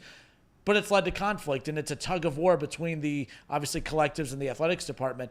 If now these businesses can just know, hey, this money that's being donated it can now go to the schools. Stop sending it to the collective. Stop giving it to the middleman. Give it directly to the schools, and we will get it to the players. I feel like that's going to clean up a lot of the murky waters from that perspective when it comes to mid-majors, like your Northern Kentuckys and things like that. I hope. I certainly hope so. I think that's the plan. I think that's the optimism. But David Shaw in the chat saying kind of what we're dancing around here. It will not clean up these deals. The NIL deals is all it involves. Those will go above the table. But if you think under the table deals won't come back, you are delusional. And I think he's right. And the only reason I think there is so much pushback to that is because of the introduction of Deloitte auditing these deals. And you have to wonder what their ability is going to be with this size. I mean, there's 140 schools in the FBS. Are you auditing everyone? Is this just Power 5? I don't know. We don't have enough details to figure that out. But I think my main question is, how do you give under-the-table payments if you're audited by a Big 5 company? I mean, you almost can't. And this is the other thing, too. If you're Ohio State, you tell or let's say if you're Cincinnati, who can now pay your athletes. But the quarterback is friends with this car dealership over here, and the car dealership wants to pay him to do a commercial for them. Is the school putting up roadblocks saying you can only use that athlete if you pay the school money? Because that's going to lead to lawsuits. That won't be right. And it'll lead to like those State Farm commercials. You see that where Chris Paul's wearing just an all red jersey. Yeah. It doesn't have the team on there, but he's an NBA player, and they don't need the NBA logo on there. So that's how they get away with that. I'm assuming we'll see more similar stuff to that in college. I would imagine, and we have seen that. It just Dr. seems Pepper, like people aren't exactly, and we just haven't seen people operating in good faith with NIL. One guy that I think has been the poster child for doing it the right way is Arch Manning. Arch Manning, we don't know what he's gotten from Texas. I'm sure he's gotten millions and millions of dollars from the Texas Longhorns. But he's also the title sponsor of Red Bull, Viore, a lot of these major brands that he's in these commercials for, and that's where he's getting the bulk of his money, and that's what NIL was intended for. NIL was intended for not the freshman to get $2 million to go to Ohio State. It was intended for the sophomore on scout team to go film a commercial for the local Mexican restaurant and get a couple $100 in his pocket. Or cheesy social media posts. Right. That's what it started as. The introduction of NIL, when it became legal, I was at Alabama. I was working in the facility, and Bryce Young was the first one to sign $1 million deal. He signed it with Cash App. He was the first player active in college football to sign $1 million deal. He was late to practice that day because he was in the locker room filming Instagram reels about Bojangles biscuits, because he was getting a couple $100 to promote Bojangles biscuits. If Bryce Young was at Alabama today, he would just be making $5 million to play football. No biscuits. Right. And that's not what it was ever supposed to be. And it got there so fast because the NCAA introduced, hey, pay these players with no guidelines. Whatever you want to do to get the best players at your school, go for it. Knock yourself out. And then they saw that that's not sustainable. So they're trying to fix it, and I hope it's not too late. Justin, Pearl, and Jacob with you here. We're going to transition back over to the Reds coming up here momentarily. The other last thing on this, too, the murky waters of this, the new problems that'll come from this. I said it earlier. How does like Title IX and other stuff like that play into here? Because if this is now $1 billion, and it's always been a business, but if we're allowed to spend as a school $20 million on to pay our athletes, again, I'm not saying it's right or wrong, but if it's a business, why am I going to spend a dime? And this doesn't have to be male versus female sports. This is just revenue versus non-revenue. Yeah. It's as simple as that. It'll be spun into the Title IX issues and disrespecting women's sports, but I don't think it's viewed as that, because there's a lot of sports out there. There's a lot of schools out there that actually get revenue from their women's sports. It has nothing to do with that. For sure. But if you are a school that does not generate revenue through your women's sports, or even a male sport that does not bring eyes at all, why would I spend a dime on the softball team if it doesn't generate revenue? Why would I spend a dime on the bowling team if it doesn't generate revenue? Why would I spend a dime on any sport that does not generate revenue? Even golf. Why would I spend money on our golf team? Male, female, I could take that out of it. It's just non-revenue sports. And it's going to lead to lawsuits. I think, and I've heard that from Jason Fitz, who we've had on. We've had these guys on who have said, oh yeah, the next chapter to this, once this happens, then lawsuits will be presented from that standpoint. And that's what I'm curious to see, the next ugly layer to this. And I don't think it's ugly. I think it's good business. Why would you spend a dime on a non-revenue sport but feelings will be tried to be thrown on the table, and I don't think it should be. It's do or die. We're not going to not have a good football program because we have to spread the wealth. I don't think that's the case. It's all about football. It's all about basketball at the end of the day. Yeah, we've seen some of the percentages come out. Now, obviously, there is questions about how Title IX will come into play when this all gets finalized, and it was just finalized a couple of days ago. So we're still going to have questions for a long time, but that is what a lot of universities are asking. And before they get the parameters for that, they're going to operate how they want to, kind of like Justin just said, focusing on those revenue sports. The SEC said they're focusing about $17 million of that $20 million on football, about $3-4 million to basketball, and Big Ten similar numbers. And something that is really interesting, I think has been a talking point, especially when Patino got hired by Xavier. We talked about it a little bit. With this $20 million for all sports per season, conferences like the Big East that just focus on basketball should be able to run basketball. There should be no questions about who the best conference in basketball is. Maybe not this year, but certainly in the next few years. It should be the Big East. They're going to have more money to play with than any of these power conferences, and they're a power conference in basketball already. So you have those, the jerseys and the courts and everything that people want to play for. Now you're going to have more money than the SEC and the Big Ten and the ACC and all these other schools. So I think that's very interesting. But the other side of what you're saying there by the non-revenue sports, some teams are going more into that way and saying if other schools aren't going to compete here, maybe we make our softball program the best softball program. I know Texas Tech has been good for a long time. They obviously lost to Texas this year in the Women's College World Series final in Oklahoma. Texas Tech paid their starting pitcher over $1 million. It was the only female athlete to have an over $1 million NIL deal. She transferred from Stanford after winning Player of the Year last year. And they asked the coach about it after the game, and he said, I don't understand why I keep getting asked questions about this. No one asks Ohio State after they won the national championship why they paid their players what they paid, and we're just doing the same thing here to get a star player. So it seems like some schools are willing to focus on sports that others are not, and try to glean some championships that way, which I think could be interesting for a school maybe like a Texas Tech who thinks we could put $20 million into football and we're not going to win football. So let's try to win some other sports. I wonder how much money you make in college baseball. Like you win a tournament game, like Wright State just beat number one team in the country in their regional in Vanderbilt last week or week before, whenever it was. Like, do they get paid for that? I don't know. I don't know how that works in college baseball, but it's like, for instance, they're an interesting one because they're a basketball school, but their baseball program is a lot closer to winning a college baseball World Series than they are to winning a national championship in basketball. So I don't know what kind of money you get back in baseball. But I'm not advocating they do this because I'm a basketball guy, but their baseball program is a lot further along than basketball. Yeah. So it's like, okay, do you lean into your strength? Do you just lean into baseball and say, we're going to give every dollar coming into baseball and just go win a ton of, generate money that way? I don't think it works that way in college baseball. I don't think the money offsets what you would make with a tournament win in basketball. But a lot easier to compete in baseball than it is basketball from that perspective. Either way. All right, the Cincinnati Reds, they promoted Chase Burns, their number one prospect, from Chattanooga to the AAA Louisville Bats. And that's kind of a little surprising. It's not surprising because, oh my God, I don't think he's good enough. I think he should have been there a long time ago. But last week, Nick Krall they had no interest in promoting Chase Burns. They had no interest in fast-tracking him through the system, and there really wasn't a whole lot of desire for it. But now, all of a sudden, one start later, he's being promoted to AAA Louisville. I think that's a great thing, but I also think it signals a bad thing, and we'll discuss that when we come back more off the bench next. Are we still doing teases? Are we still doing that? We'll be right back.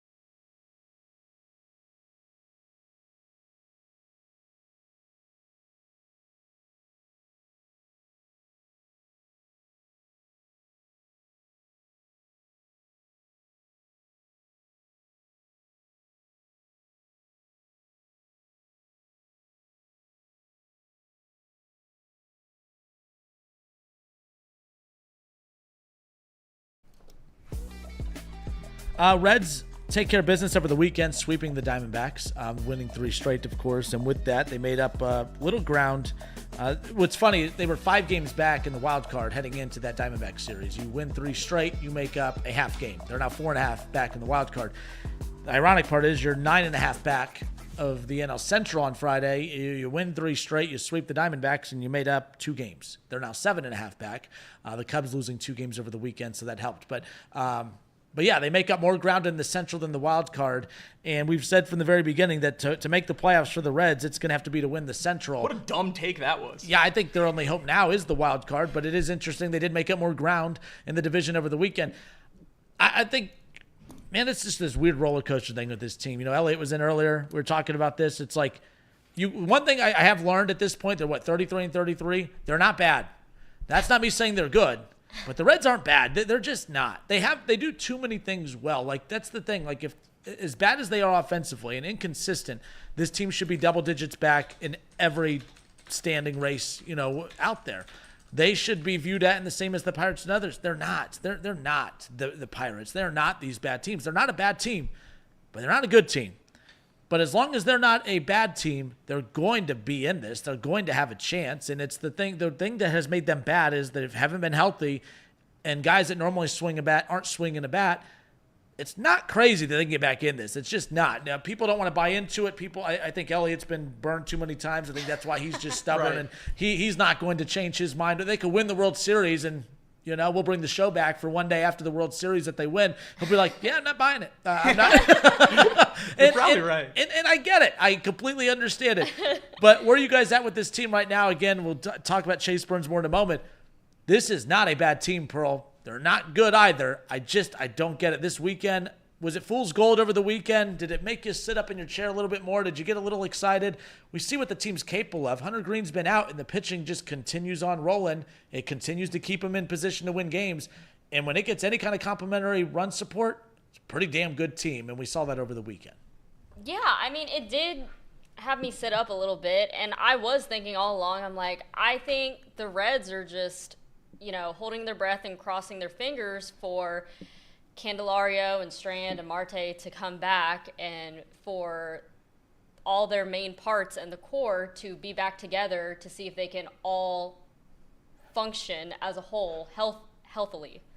Because, that's just been the problem. I mean, you have such a small sample size of all of them individually and all of them working together. Right. Really? Almost no sample size. Yeah. I mean, you can't get all of them healthy together, so we really don't know what this team can be, and that's obviously what's going through ownership's head. They don't know what moves to do as we get closer to the trade deadline. We don't know what kind of team we have because, this is probably Nick Kral's whole idea. On paper, everybody should think that this team should be something, should be at least trying to be relatively competitive. Yeah, relatively competitive, especially with the type of division that we have. But we can't get all the pieces to click at the same time, to be healthy at the same time. So they're just crossing their fingers and holding their breath, waiting for it to hopefully eventually happen. So we've got one piece here. He's a spark. Can something catch fire? If one person doesn't make a team. Yeah. So, it doesn't seem like, I was saying earlier, it doesn't seem like Marte is coming back anytime soon. He was soft throwing a couple days ago in Arizona, which you said it was soft toss. Anytime you're getting a soft toss update, you're like, not close. Don't even update me. Right. Like, what is that? And then, Candelario's, He's it up. Playing well he's in tearing AAA. it up in AAA. So, if we can get one more person up, we can keep this going. You'd hope. And I think that's where a lot of the frustration looking back at last season comes from. Because if you're going to throw away a season in terms of being competitive, which the Reds did last year, they weren't competitive really at any point in time last season, you hope that your young core is playing through the season and you can answer some of those questions and know what you have going into 2025. Even 2023, when we went on the 12-game win streak and we're close to the playoffs at the end, most people were saying, let's ahead of schedule. It's 2025 is what we're looking at. And I think 2024 being completely lost in terms of not being competitive and not seeing your young players play together has set this team back more than I think any one of us wanted to admit before the season. If you were able to have Matt McLain out there, maybe he goes through this slump last year, and you're answering some questions about these young guys, getting more major league at-bats, under their feet, then, maybe this season's going a little different. But I think because last season was just completely a wash, completely in the trash. Ellie played great, Hunter played great, everyone else, we didn't learn anything. Yeah. So I think that has really, really hurt this team because it's exactly what you're saying. It's hard to, and I know it's not hard for a lot of Reds fans, but it's hard to be that mad at Nick Krall when the plan hasn't happened yet. And I guess that's the question is, why don't you have an alternative to your plan? I guess that's a fair point that people can make. But, man, I feel like you got to give them a chance. But I also don't know how long that leash is if these guys are never going to be healthy. For sure. And it's like, that's what's so frustrating because about 2023, like, oh, my God, the vibes everywhere for Cincinnati, like, we were like, oh, my God, it's finally happening. But was that just a flash in the pan? Like, we saw what they potentially could do. But how can we get back to that? Right. Yeah, so one of the first takes I had on this show was that the worst thing that ever happened to the Reds was that June of 2023. We hated that take at first. Oh, yeah. It's a good take. Even Tom looked at me side-eye with that one, which I'm used to with that. But I'm just saying, like, he looked at me like, no, no. If they just play a 500, so they won 18 games. So in June of 23, that's when Ellie took off. That's when Matt McLain took off. That's when Joey Votto, when he was swinging a hot bat. I mean, remember those games where you're getting back-to-back homers from Ellie and Joey Votto, and it was the coolest thing. It was the nostalgia act along with the new face of the Reds, and it was just like the handing off of the baton. It was such a cool month. And it was like, man, that June of 2023, we thought they won 18 games that month. They went on that big win streak. I mean, their losses against the Braves were some of the most exciting baseball that we had seen. It was such a weird little run that they were on, but we were all scooting up in our chair. We were buying in, and we thought, man, the future is bright. They're doing this as rookies. David Bell is winning with rookies. Matt McLain, Spencer Steer, Ellie De La Cruz. They call up Christian Encarnacion-Strand later on. They did so many great things in June of 2023, winning 18 games, and we saw that exciting brand of baseball, and we thought, man, it's only going to get better from here. After June of 2023, they would go on to play 500 or less baseball the final months of 23. They played 500 or less baseball all of 2024, and they've played exactly 500 baseball to this point. They've just been very, very average. Since June of 2023, they have been average to bad and no peaks. There's been no stretch where we felt like this is a elite baseball team. They've just been able to kind of keep their head above water since that exciting. But we keep going back to June of 23 saying that's the team. That's their potential. But we've seen way too many good to bad months, not elite months like we saw in June. So we keep holding them to that standard. The problem is that may not be them. They may not ever be as exciting as what they were in June of 2023. If you take out that month, I think we all view this team completely different. But we view them for who they were in June of 23, 100%. And we keep holding them to that standard. Yeah, and I think something that has allowed that to maintain over the last few years with the ups and downs of the team is that peak, that 12-game win streak, everyone was just playing well at the same time. And I think the frustrating thing for Reds fans is we have seen almost every player on this team reach that peak again. Yeah. Just not at the same time, right? Yeah. In 2023, we were saying, oh, Ellie, incredible. He's going to be a superstar. He took a big step last year. And this year, maybe he's staying more stagnant to where he was last year, and that's a little frustrating for Reds fans as well. But he's still a great, great player, pacing career highs in basically every stat. Matt McLain, the start of the season, 3 home runs in 3 days. That first month, he was replaying really, really well. We were optimistic about this middle infield. Obviously, it's fallen off since, but Will Benson comes back up. He looks like 2023 Will Benson. And CES, now obviously over this last weekend, hitting like he was back then. And we just have not been able to bring it all together. Even the fact that TJ Friedl this year is hitting 300, almost matching his production from 2023, which we all said probably would never happen again after that season, and we still are unable to turn it into wins. That's why it's so backbreaking. We feel like we're closer than we are, and it just doesn't translate to the baseball field. And we finally got, we have great pitching. Yeah. We weeded out some of the weaknesses in the bullpen. We have great starting rotation, and now the bats are gone. Like, we can't get all the pieces to click. Frustrating. Yes. It is frustrating, but Not a frustrating weekend. They take 3 straight. They sweep the Diamondbacks. And they have the Guardians tonight, 6:40 the first pitch, 6:10. Not that that matters, but for radio people, 6:10 is when the pregame coverage starts. But they've swept the Diamondbacks. They got to take that momentum into this Guardians series. But Wade Miley on the mound tonight. Is Wade Miley going to undo all the fun and excitement that was built up over the weekend? Or maybe the bats have come to life enough that maybe they can overcompensate for 2 innings of bad baseball from Wade Miley tonight. I think the better question is, what is good baseball for Wade Miley? Like, what's the bar for Wade Miley to have a good start? Because I don't think any one of us thinks he's going out there and throwing like 6 innings of 2-run baseball. The bar is on the ground. Yeah, so if he allows 5 runs and he gets you through 5 innings, are we calling that a decent start? Like, I don't know what the expectation anyone has for Wade Miley tonight is. Hopefully he can prove all of us wrong. But. Do we think that he's going to be on some type of short leash or like, I don't know. The bullpen's bullpen's pretty fresh. Day? Yeah. They did. Terry was asked about sending Nick Martinez back out for the 6th inning yesterday, and he said that though the bullpen was fresh, he thought it was important for Martinez because he was in a groove and rolling to send him back out there again. So maybe that's on purpose. It bleeds might over be more to of a today. bullpen day. Absolutely, and I think you're right, but how does that set you back for the rest of the season? Or not the rest of the season, but the rest of the series, I should say, if your starter in game 1 goes 2 innings. I'm not putting all my cards in on Miley going 6 innings. Right. I think a best case scenario is probably 1 run through 3 and get him out of there. Best case.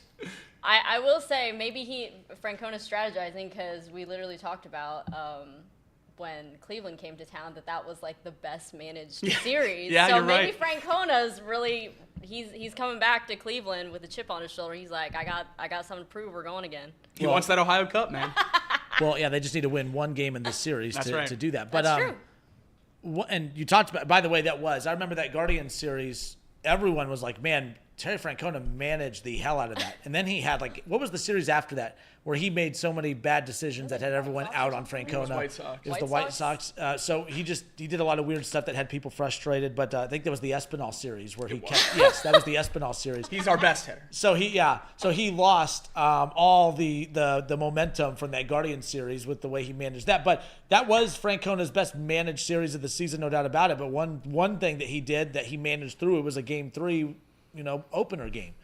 Are you surprised they're not going opener tonight? Should they have gone opener tonight instead of trusting that Wade Miley can go out there? Because Wade Miley has shown nothing. And I watched him in Dayton twice. It was horrible. He has shown no sign at all of being able to be an effective pitcher at any stint throughout his minor league run when the Reds signed him to the minor league deal. And he got rocked in his first appearance with the Reds last week. I don't know why he's even stepping foot out there. I would have rather them gone the opener route tonight. Yeah. Are we sure they're not? Yeah, that's what I'm saying. Are we sure they're not? Is he just the opener? Right. Even Pearl brought it up right when they said they were calling him up. The plan before Hunter Green's injury was for Wade Miley to be in the bullpen. Yeah. He was always going to join the Reds regardless of the starting pitching injuries, but he was just going to be in the bullpen. I wonder if this is an opener. I lost it in the chat. Let me see if I can find it really, really quick. Not quite. But, there it is. Mr. Mo. What if Wade Miley goes 3 and Suter goes 3? Love it. It's your reverse opener in terms of starting Wade Miley. I just don't trust that Wade could go 3. But maybe if he gets hot, you start him instead of Suter because if he is looking good, you can extend him a little longer than can the true opener. So I don't know. I hope that leash is short. I hope that leash is very short. I mean, I feel like it doesn't take much brains to have him on a short leash. Right. Unless you're worried about the bullpen for some reason, which coming off Sunday's game where he explicitly said the bullpen was fresh, doesn't seem like that would come into play. Yeah, for sure. Yeah, and he might be in control of that leash, by the way, because he may be the reason he's – I mean, I don't know. I'm hoping Wade Miley could at least – I mean, I know this sounds absolutely silly, but 1 inning, just 1 inning of quality baseball is all I'm asking for. More if you can, but – we'll see what happens. I just hate that. And again, so it's Wade Miley tonight, and then you get Andrew Abbott game 2 and Nick Lodolo game 3. And that's the pitching schedule for the games 1, 2, and 3 against the Guardians. Lodolo conversation seemed to pick up a little bit over the weekend. Again? I saw some more people throwing his name out there for potential trade offers. Yes, I think they move off from a big arm at the deadline, do you think? My thing that would require them to buy. So what's their record? Or is that selling and you get someone that's controlled for 3 years, which is kind of the Trevor Bauer thing we talked about last year. I saw people. Or a couple years ago. Yeah, and I think that's what we talked about Friday. Right. Not all moves are made for the back half of the season. And I think that would be what a big arm move would be. It's someone you have team control over for the next few years. I just don't think that their pitching is deep enough right now. It's very, very good. But they don't have, like I heard Francona say yesterday, we can't afford an injury in this rotation right now. You can't, because you come into the season and you thought you had a lot of depth, in AAA. I thought they were going to have one of the best AAA rotations in baseball, and that you were going to, at one point have Chase Burns and Rhett Lauder, in that rotation. And obviously Rhett Lauder would be there right now. Probably would actually be pitching tonight instead of Wade Miley if that's the case. But too many guys are hurt, and Chase Burns technically isn't ready yet, and we're going to talk about him in a second. But, yeah, they don't have the depth to move on from a starting pitcher right now. That's the crazy thing, unless they know that they're out of it. Who knows about Abbott if he has the stamina for the second half of the season. Yep. So you sell high, and you risk because then it doesn't matter how good he pitches a year from now at this time. Andrew Abbott could pick up next season where he left off in June, fall off a cliff in July. It's still going to impact his trade, whatever you want to call it, a trade stock, because people know he falls apart in the back half. Right. But either way. So something that also happened over the weekend, it was announced Chase Burns, another dominant outing. He's the Reds' number 1 prospect, number 1 pitching prospect, number 11 prospect in Major League Baseball. Just absolutely unhittable, untouchable, just dominating stuff in 11 starts throughout his minor league career right now. And last week we talked about how long could we expect to see him before he's promoted to AAA. It did not seem like Nick Krall and the Reds front office was in any hurry to do that. I kind of called it the backup quarterback syndrome, where you don't want an elite backup quarterback that is going to create a lot of. Anytime you hit a road bump, you're already calling for the quarterback's job. You don't want that a lot of times. And I felt like that would have been the case with Chase Burns if the Reds weren't ready to call him up. But that's because there wasn't a need. There might be a need now. We hear over the weekend that Chase Burns has officially been promoted to AAA Louisville. What changed? It was only one more start after Nick Krall last week said that there was no plans of promoting him anytime soon. It's not as if he over-impressed in his next outing. We saw exactly from his next outing what we've seen from the previous outings, dominating stuff. I'm excited about this. He's one step closer to putting on a Reds jersey. We might most likely see him this season. But what that says to me is it's good news that we're closer to seeing Chase Burns with the Reds, but I think it's bad news because I think it's going to be a long time before we see Hunter Green back with the Reds. How much of a correlation is there between the decision to call him up and promote him and the injury for Hunter Green that I think we can all agree? We talked during the break. I'll be surprised if we see Hunter Green before August. I don't know. I don't know when we'll see Hunter Green again. I think this kind of overlaps with that. I think the decision to promote him now after last week not having the plans to do so, I think they know behind the scenes that maybe the injury for Hunter Green might be worse than what they're letting on. Yeah, Nick Krall either lied through his teeth, was forced to go against what he wanted to do with the roster, was overruled by somebody, or Hunter Green's injury is pretty significant, and we're going to need a dominant arm to come up pretty soon. I've had the take for a long time now that any pitch Chase Burns throws not in a Reds uniform is a waste. I mean, he looks good enough to me to at least be a third starter in the league, if not higher than that. So I would have a lot of confidence calling him up. I know the main question now is, when do you start the clock? If the Reds aren't going to be competitive this year, do you waste a year of that team control to call him up? My thing is just, if he's throwing 100+ in the minors, if you have him down there and he gets Tommy John or he gets hurt in any way, for sure, how is that worse than getting to watch him pitch for the Reds for a few games? Like, sure. I understand with a small market team, it's even more important to have your eyes on that team control and everything along those lines. But I mean, this guy's the number 1 pitching prospect in baseball. The Pirates didn't hold Paul Skeens down last year. They called him up and he won a Cy Young. So I'm not saying Chase Burns is going to be that, but I am saying Chase Burns is very close to the prospect Paul Skeens was coming out of college. So if anyone can do it and come up and contribute right away, it is a pitcher like Chase Burns. I mean, we saw what Rhett Lauder did last year coming up. Chase Burns was the ace on that team. Like, it is unbelievable how good Chase Burns is as a prospect and what he's able to do on the mound. And I can't see him, unless it goes terribly wrong, I can't see him starting more than 3 or 4 games in AAA, especially if we have these pitching injuries. Yeah, at the beginning, I was not in a hurry to have him called up or anything. Not call up. I wanted him to get to Louisville. I thought it was silly to not have him in Louisville. I just wanted to have been a big advocate for pushing him. I wouldn't be pushing for him to be called up at a quick pace because of the Reds. There was not a spot for him. You'd be forcing him there, and I just thought that wouldn't be necessary.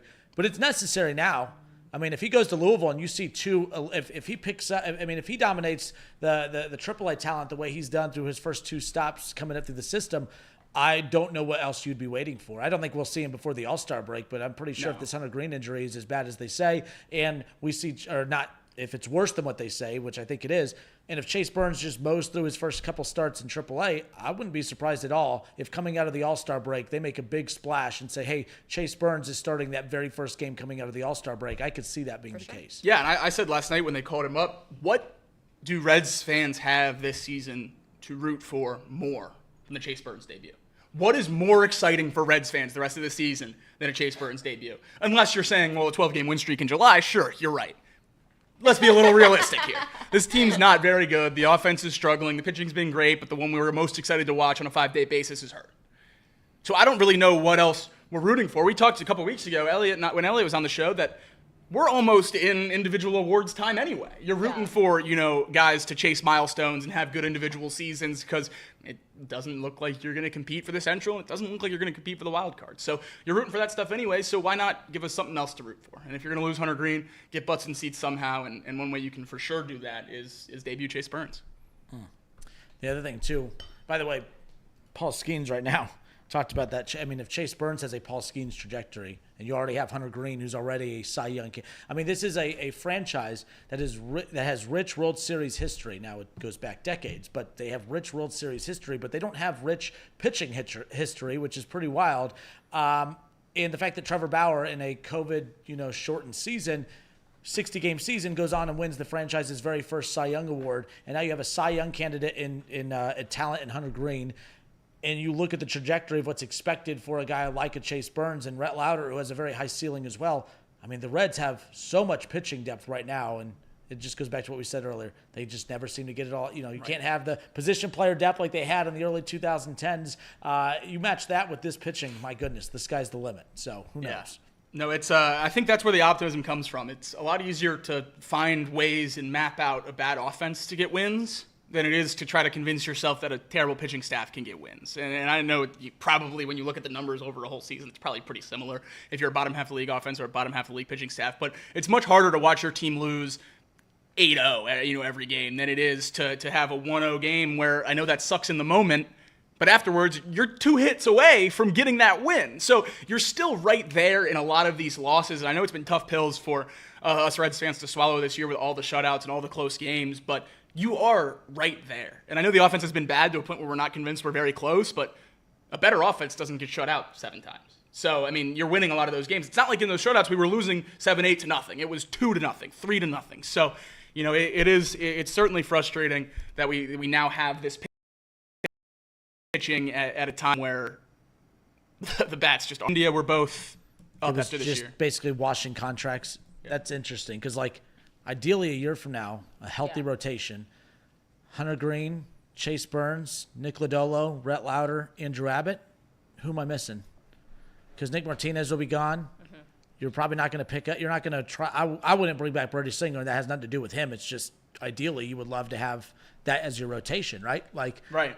I mean, that's pretty lethal stuff right there. No, I 100% think you're right. Now, I wonder what happens with Brady Singer after this year with that pitching depth. Maybe, if he's requiring a lot more money, maybe you try to go a different direction because in a perfect scenario, even peak Brady Singer is your 4th starter. I mean, worst case scenario, he's not better than Rhett Lauder, Chase Burns, Hunter Green, and at least this version of Andrew Abbott. Mm-hmm. So I don't know how much money I would necessarily be willing to extend Brady Singer on to be that 4th starter, but certainly as an innings eater, very important to this rotation with these young arms. You don't want to run these guys into the ground their first 2 years. So having a guy that can go, 7-8 innings in these games, even if it's not, always pretty, it's important to have. And Singer's done that so far this year, even though it hasn't always been, the best. Yeah, that's I'm intrigued by that rotation too. I mean, because you have that rotation, you're not spending any heavy dollars there. They're really being. We could talk like this now since our final show is tomorrow. Like a lot of times, you stretch out conversations you don't really have. But our last conversation about this team is tomorrow. Like if you have no money invested in that rotation, I mean, good for you. But you better take advantage of that. It's the Bengals conversation. You weren't paying T, Jamar, and Joe for years. Do you feel like that they spent? I mean, they spent money, but did they spend enough and take advantage of that window to its fullest extent? I don't think you could say yes. Maybe you will. I don't know. 100% no. And the Reds, I'm looking at them too, saying, hey, we know realistically you can't spend that money we want you to spend every year.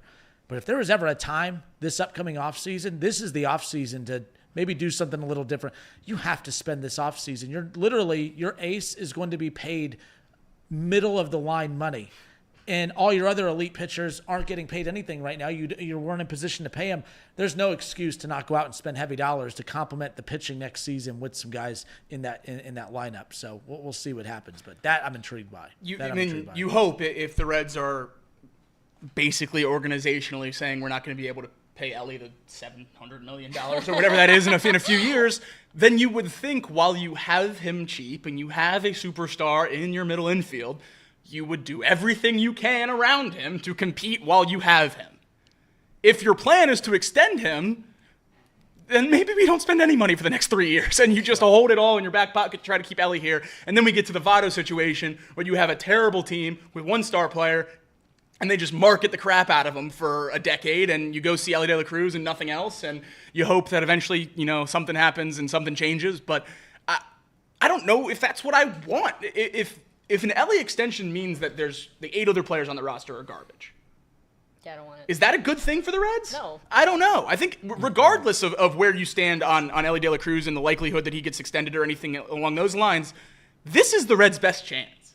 It is. Once you get Hunter Green off a $10 million a year deal, once you get Ellie De La Cruz off this rookie contract, you're going to be more cash strapped than you've ever been before if you extend all these guys to market value.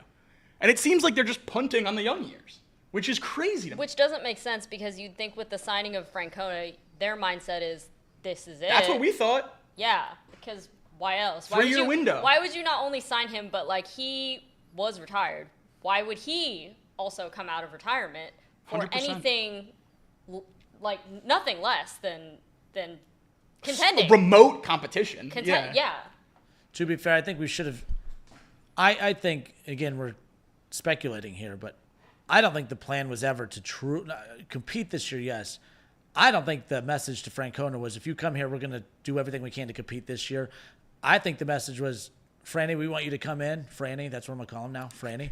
You're going to come in, and you're going to just see what we have here. And from there, next offseason, I do feel like he came out of retirement, not for the – I do think that this was supposed to be a feeling out year. Okay. Whether we like it or not. I hope. It has the vibe of that, right? I didn't think this would be like everything this year. I mean, how can it be? You can't go 0 to 100. No. Yeah. But they can go to 100 losses pretty damn quick if they don't try. But you're right. You're right. I don't know. I thought Reed's buy or sell the other day about, could it be one and done for Francona? I saw some people saying that was the dumbest thing ever. I do not. I don't think that's the wildest thing in the world. I don't. Now, I think the team finishes 500. Francona's back. But if they go on a tailspin, if they just all of a sudden injuries pile up and he loses because the fan base has been back and forth with him all season anyways, I could see it being at the very least 2 and done if things don't go well next season. I have a hard time believing that he's getting through this contract if these next couple years are like this year. Obviously, if they take a big step next year, we reassess and change all that, but I mean, I bought that it was 1 and done if it continues down this trajectory, and I think it's certainly 2 and done if it continues down this trajectory. Get a little Urban Meyer health scare. Yeah. Coming what up. happens to the Reds? And I kind of brought this up when we talked about that buy or sell. What happens to the Reds' perception if Tito is 1 and done? Because the Reds are, as an organization, are riding very heavily on championships from 30 and 40 years ago. Yeah. And then you coax a Hall of Fame manager out of retirement to come coach one of the most exciting young cores in baseball. At least that's what they were saying on MLB Network all offseason. And it stinks, and you get worse, and he leaves after 1 year? That would be a huge I think the blow. conversation around the Reds will change A lot. very drastically. A lot. Well, that was my theory from the beginning. Because everyone was shocked at the beginning, like, man, fans are jumping on him. Why are they being so aggressive? Because he's the last glimmer of hope. Because if you can't win with a Hunter Green and an Ellie De La Cruz and a Hall of Fame manager, if you can't win with those pillars, there's not anybody coming to save the Cincinnati Reds at that point. And it's like the Bengals too. You don't get a Super Bowl. If the ceiling was a Super Bowl appearance with Joe Burrow, Jamar Chase, T. Higgins, if you can't win a Super Bowl at some point with these guys, why should you believe that there's ever anybody? And I'm not saying it's impossible, but the fan base will have zero belief that this organization with this ownership, there is zero reason to believe that the Bengals can ever win a Super Bowl post-Joe Burrow era if you can't get one with Joe Burrow, Jamar Chase, T. Higgins. And it's the same thing with the Reds. You can't win if you can't even – we're not even asking for a World Series. Super Bowl is expected and demanded by the fans of the Cincinnati Bengals at some point. I don't even think Reds fans are clamoring for – we want a World Series. Right. I don't even think we're asking for that. We're asking for just a series, 2 series in October. That's it. I don't think that's too much to ask for, but we'll see. I hope not. Well, good stuff. I saw Lance in the comment section say Tito is like off the bench day to day. Well, if you missed the beginning of the show, you're going to be really confused because I think off the bench is going on the 60-day IL after tomorrow. So we noticed a little tenderness today. We're going to give it a go tomorrow. And then the show's going to be on hiatus for a little bit. That was announced at the beginning of the program. We bid farewell to Elliott a little bit ago. Now he's not leaving off the bench, or he's not leaving Chatterbox.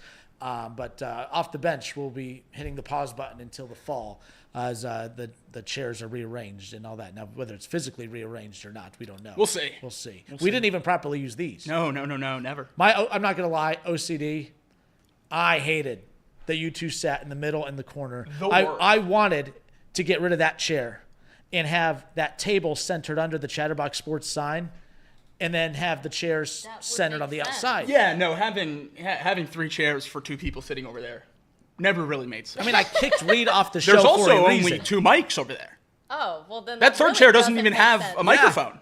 You know what? Tomorrow, Are we gonna do it? yes, Casey's going to be there, and I just want to see. I want to know what it was. Look at that. It drives me nuts. We forgot to wear the crown. We forgot to wear the crown for the final. When Elliott, he's doing a video tribute to Jacob tonight and the show. So when he's airing that, we're all going to wear our crowns tomorrow in tribute to OL. Sounds like a plan. So there's that. But Jacob got a new job, so that was announced at the beginning as well. So with losing Jacob and Elliott not being readily available every day, Casey out on paternity leave, it was just the right time to discuss reevaluating how we want this show to go moving forward. The show's not canceled by any means. It's just seasonal now, right? Is what it feels like. That's right. But we got the final show tomorrow. We do get Casey back. We tried hard to get Elliott and Casey and all of us together one more time. Maybe pray for rain. If rain can come tomorrow, we can maybe get all 4 of us in there at the same time. But nonetheless. But all right, that does wrap it up for us today. Closing thoughts on today's show, Jake? I know, my bad. No, yeah, Reds stink. Hopefully they can get another win. Reds stink. They just swept the Diamondbacks. And that's worse. If they would just lose these series and everyone would give up, it would be so much easier. I've been getting whiplash going back and forth. I know. But we got another show tomorrow, so I won't do the full goodbye now. But thank you to everyone in the chat that watches every day. Wouldn't be possible without you guys. Enjoyed every minute of doing the show. So hopefully you all tune in for the last hurrah tomorrow. Absolutely, and remember, Angel Reese is not as good as Caitlin Clark. That's right. That's the one thing I want everyone to remember as we wrap this show up. But now, until tomorrow, the final show tomorrow, this has been Off the Bench here on a Monday, 1410 ESPN Radio, Chatterbox Sports on YouTube.